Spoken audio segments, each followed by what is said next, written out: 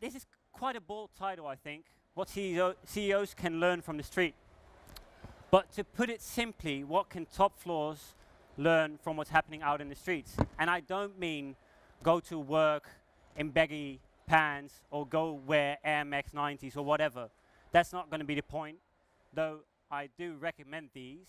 The point is going to be that there's a lot of lessons to be taken from hip-hop, from street culture, from a lot of streetwear brands that are actually becoming mainstream now, that could help some of you, including me, make it big, doing nice stuff, and staying cool. And the main point is, as I said, this is the key image. If there's one thing you remember after today, it should be this thing. Culture is not made on top floors. It's not made by your CMO, your CEO, whatever. It's made by people on the streets that interact with it, that do their own thing, that go on being inventive and doing the stuff that we haven't done, that I haven't done, that you haven't done. And that's what I'm going to tell you about. A brief introduction about myself, so you get an idea of where this story is coming from. I work at an agency called Dawn. We do campaigns for some of the nicest brands around. I used to work for 22 Tracks, Amsterdam-based music streaming service that went on to go to London, Paris, and Brussels. And what we did was promoting good music in specific genres in these specific cities. So that was really my lesson in becoming part of a culture, and that could be house music, or it could be hip-hop music, could be any culture, but we tried to do it all. So we had a playlist by the Royal Concert Hall in Amsterdam, but also a playlist from the ancestor of the school, the current house venue that you must go to if you're here for a longer period. That's my background. At Dawn, I do a lot of different things, but some people say it's more strategic, and let's go with that for now. So, to make sure you can write it down on your block notes or in memory, I keep it fairly short. We're going to do 5 lessons. I think I'm going to finish pretty soon. So please, if you have questions, don't hesitate. But it's 5 lessons that don't say, like, as I said, listen to Kendrick Lamar, something like that. That'd be silly. The point is more, what can we learn from how small things happen and make it big? One important thing is being the culture. And this might sound simple in a sense that being the culture isn't just be from a certain area, but it is feel part of the community. So we all create something. We put worth into something, whether it's a brand or an idea or a campaign. But does it make sense to ourselves? Because you might end up selling something that you don't believe in, or that you wouldn't buy yourself. So creators in streetwear, like, essentially they come from the background they're making it for. And that is why I think they make great stuff. Hip-hop people, refreshing hip-hop, make refreshing hip-hop because they know hip-hop. That's what's happening. A good example of this is Skepta, who I hope, and I'm fairly sure of you might know, who is the biggest name in the London grime scene, who is currently working together with a lot of international artists like Drake and stuff. And he's from North London. And that's what makes his stuff resonate well in North London. That makes sense, right? So what he says in rap wording is, this ain't a culture, it's my religion. Like, he grew up with it. It was like going to church. Listening to that music was like going to church for him. And in Paris, you've got a similar example, A, of the best looking basketball court around, and B, of a brand starting from what they know best. So before Pigalle became a fashion brand, it was just a group of people from the same neighborhood playing basketball. And they continued on doing that, creating tees, creating shirts, creating a venue to do it. And that brought them to working together with brands like Nike and telling their story immensely well. But Pigalle is essentially the name of the neighborhood. So they're very close to the stuff they create. And I think that can be a lesson. Now we're going to do a bit of a sidestep to what we do at Dawn, we recently made a campaign for Artis Micropia. Artis is the famous Dutch zoo. And I had a school class coming in yesterday, and they said, yeah, I know them because it's for like kids and their parents. That's what they know it for. And then we made this campaign, The Science of Kissing. I'm just going to turn it on. I can't hear it myself, so... Zoenen. Je weet het misschien niet, maar dat doe je met miljoenen. Want met elke zoen wisselen jullie miljoenen kleine wezentjes met elkaar uit. Microben. Is dat vies? Nee, dat is hartstikke goed voor je. Kijk, daar gaan ze.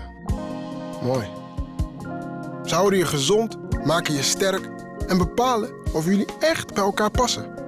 Dus, in naam van de wetenschap en de liefde, laat stromen die microben. En ontdek wat ze met je doen. In Artis Micropia.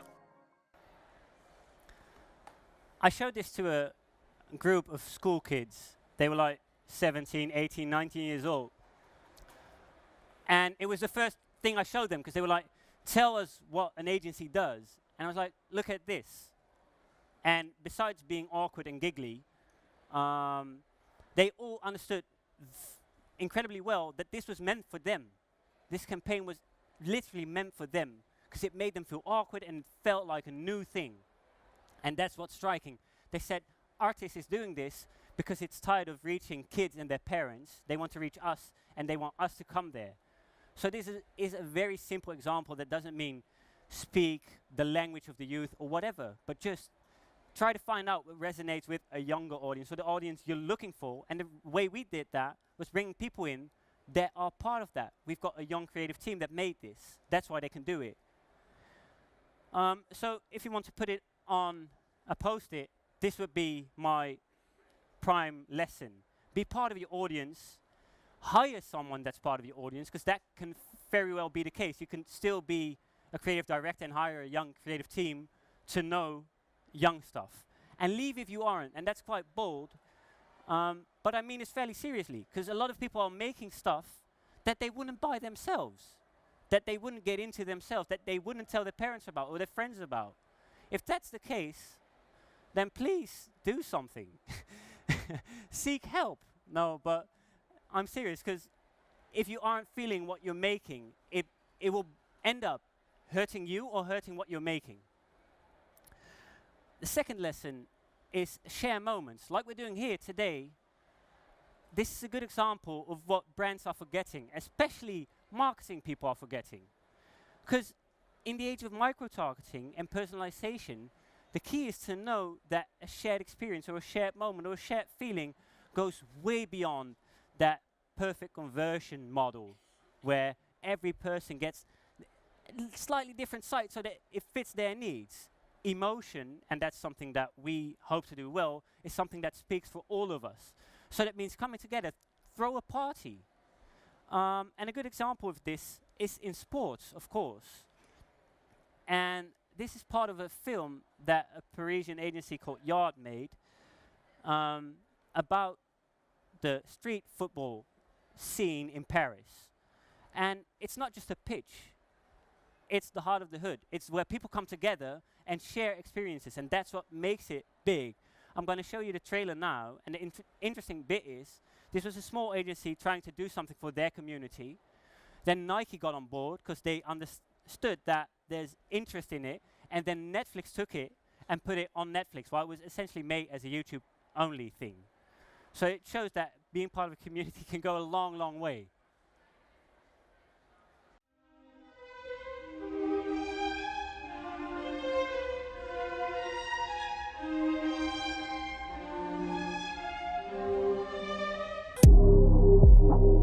Nous, on n'a rien, nous. On est là, on a un ballon quand les petits, c'est tout. Hein. Quand tu viens de la rue, mentalement, t'es costaud, tu vois. On a commencé à me siffler, à crier. Avant, dans les tournois, ça criait, tafle, tu vois, des trucs comme ça. On a grandi avec ça. Vraiment, je vais jouer avec mes potes en salle, j'annonce la couleur directe. Je ne perds pas, je ne veux pas perdre. C'est le meilleur joueur de futsal français. C'est un exemple pour les petits. Les footeux, ils aiment trop le rap. Et nous, les rappeurs, on aime trop le foot, tu vois ou pas? L'homme qui a mis des crochets à toute la première ligue comme Neves. Je suis un grand fan des gestes techniques. Éliminer un adversaire sur un petit pont, sur une virgule, sur une roulette. À défaut d'être un bon joueur, on va essayer d'être beau au moins. C'est pas qu'un terrain de foot, c'est vraiment le cœur du quartier. C'est ça qui est formidable avec le street foot. Les potes avec qui tu grandis, que tu as connus quand tu avais 8-9 ans, au jour d'aujourd'hui, c'est mes frères.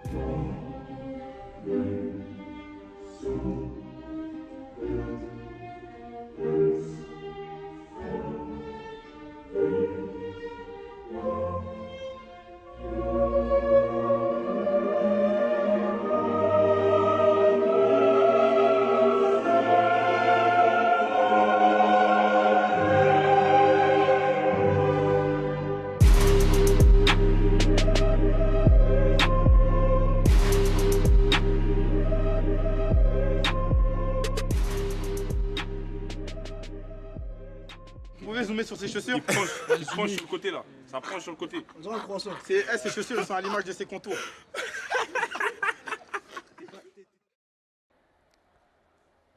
So I think even to those of you that don't know Parisian hip hop, that don't know these football players, I think you can get an idea of how the community and how coming together makes this so interesting. Because it's a coming together of everything. Like if you look at the French team, it's a coming together of ages, and it's a coming together of diverse backgrounds. It's a coming together of all the banlieue in Paris that usually fight.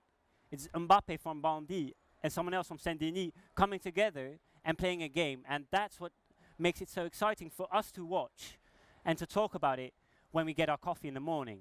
So that's something that you can also see in music. Coming together and enjoying the similar thing, the exact same thing, can still be a reason to talk about it, and can still, or is still the main reason to do stuff. So it's not about personalization, it's trying to create something that goes for all of us. And it can be in sports or music or just in bare emotion, because that's what it is. The top left thing is Supreme, the streetwear brand that used to be a skate brand. They queue up, thousands of kids queue up to get their clothes, and that's a shared experience in itself. That's what they talk about, that's what they post on their Instagram, and that's what they post on Snapchat. That's where it happens. Not online, not in a perfectly targeted and personalized shopping experience. So go live, come together with your audience, throw a party. Might just be fun. Another thing that clearly resonates in hip hop and in all parts of sort of hip street culture, but in every part of culture, because street culture is just an angle I take because I find it specifically interesting. But they are known for the big amount of collaborations, from niche brands collaborating with huge fashion houses to two superstars coming together and creating impact that was essentially not known before. I think you might know this one. This is Louis Vuitton. No explanation needed. And the aforementioned Supreme. Supreme is tiny compared to Louis Vuitton. Tiny. But there is worth for both of them getting involved in this. And that's what I like about it. There's a point for Louis Vuitton working together with an incredibly credible brand that's cool among young people, that's cool among a sort of hip-hop generation. And there's worth in Supreme for doing big numbers, getting an old-fashioned name that is the biggest name in the game to work with them. And you see that great things come of this. It's all sold out, and it costs you $1,000 to get like a small pouch now. So it works. Another good example, I'm going on in the music bit, is how Drake and the aforementioned Skepta came together, even putting tattoos of their respective labels on their bodies. So that was London collaborating with Toronto and doing something big, something that London kids understood, that American kids and Canadian kids understood, and that didn't happen because it was sort of planned or anything. It was just because Drake was posting Skepta hits on Instagram, saying like, this is the stuff I'm into, this is what I like. And that's how they got together. And the impact has been amazing. Like last year, one of the top selling records was together with Wizkid, a Nigerian kid doing music. And featured Drake and Skepta on it for the first time together, and it became a massive success. And to put it into sort of our perspective, I created a list of stuff that might go well together. So we already seen this. Louis Vuitton and Supreme go well together, and Nike might as well go well with Pigalle, though their sizes differ immensely. And then you can go on thinking like, what could go with Shell? What would be a good move for Shell to do? We think this would be a good move, because it would resonate with everyone. You need energy, but you want to do it right. So why not do this? One that sort of hurts my feelings as Amsterdam born and raised person, but this might just end up being a very good collaboration. This might just give some great results, whether it's in football or in music. And in music you see it happening already, that this crossing of cultures, which cities essentially have, gives great results. Then one of our own, Eneco, the biggest energy supplier, one of the biggest energy suppliers in the Netherlands, didn't only tell their story, but they told about how they worked together with Google to get stuff done. We did a campaign recently where it was a coming together of like minds trying to change energy. So that was KPN, Google, Mitsubishi, the mayor of an island of Ameland, and Eneco coming together to do something well, to do something right for the Netherlands as a sort of sustainable country. And then something that I find interesting, Kanye West is a hero in this. And he worked together recently with Chance the Rapper, whom you might know, a Chicago-based kid that is going to be either the mayor or the president within the next 20 years. And he knows it, because in the last year, he put more money into Chicago public schooling than anyone else. Because he's a Chicago kid and he wants his kids to have it well. And the thing that got Kanye West and Chance the Rapper together was Chicago, the city they grew up in. So Kanye West puts Chance the Rapper on his album. Chance the Rapper puts Kanye West on his album. But in the meantime, Chance the Rapper also puts his little cousin Nicole, who's a gospel singer, on his album too. So it isn't about finding an evenly matched partner. It's about what can you gain from working together. So for Chance the Rapper, that was bringing my family forward and making good gospel music. So call your friends, make new friends, and their size essentially doesn't matter, because it's about what you can gain from working together. Entertaining gain. This is exciting, because advertising currently is becoming less and less effective to some extent, because ad blockers are becoming big, and the question for content still remains. And I'm going to show some examples of how money invested in production beats money invested in distribution anytime. That goes for Red Bull Music Academy, where they get a venue like this and bring music-loving people together to promote their drink. And it's in sports as well. Sports, basketball players know severely well that they need to entertain. So if the match is not entertaining, they won't watch. People won't watch. They won't come to the stadium. And that's something that we should keep in mind when making stuff. It should actually be entertaining. So if you make something that's worth watching, you don't have to follow all those stupid rules. Just follow this rule. Don't pay to get seen. Make interesting and great stuff. And then the last, final thing I want to tell you is be consistently innovative and innovatively consistent. And this might sound weird, and I'm not even sure if it's proper English, but the point I'm trying to make is that there are brands, many of them, that do something consistently, like Patagonia, the North Face, Carhartt, but manage to innovate as well, and from that you gain a lot of respect. This is one of the hottest rappers right now, and he just only wears North Face or Nike. That's all it is. And that's not because he was going trekking or mountain climbing or something stupid. It was just he liked the jacket. And that's because North Face has been a household name for so long. And the next example is even more exciting, because what happens when you put out a shoe, it might be a success and it might not, and it might get killed in the first year or it might not. In the 1970s, Adidas released the Superstar, the shoe you see there. And up until last year, it was the best-selling shoe, because they did it with Pharrell in tons of colors. They did everything to get it back, and it felt retro. It still felt modern. It made total sense, so it was consistent and innovative. And then they released another shoe, who you see Kanye West wore it at Glastonbury. It's called the Adidas Ultra Boost. And the funny thing is, this wasn't meant to be a lifestyle shoe.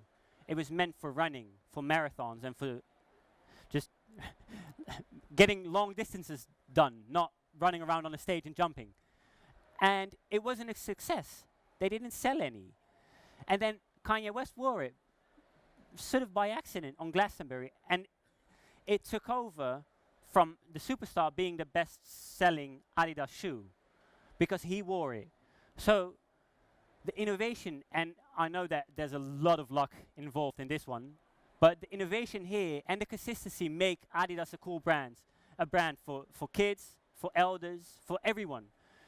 And that struck me as interesting. I think I see a timer going there with 50 seconds on it, but I still want to show you 2 or 3 things. So if someone doesn't agree, I'll notice anyway. This is a film we did for Triodos Bank, a Dutch bank. And 9 years ago, David, the man right there, came up with follow your heart, use your head. 9 years ago. And then we put that into a new perspective while staying true to that concept. So we tried to innovate and be consistent. No one can change the world on their own, but everyone can change themselves. And it's easier than you think. Where you spend your money and where you don't makes a big difference. Change is something you can buy. You can wear it and give it away. You can live in it and ride it. You can eat it and drink it. More and more entrepreneurs are making this change happen. Look around you. What they need? You. Because through your choices, you make our economy fairer, greener, more humane. Are you in? Follow your heart. Use your head. Triodos Bank.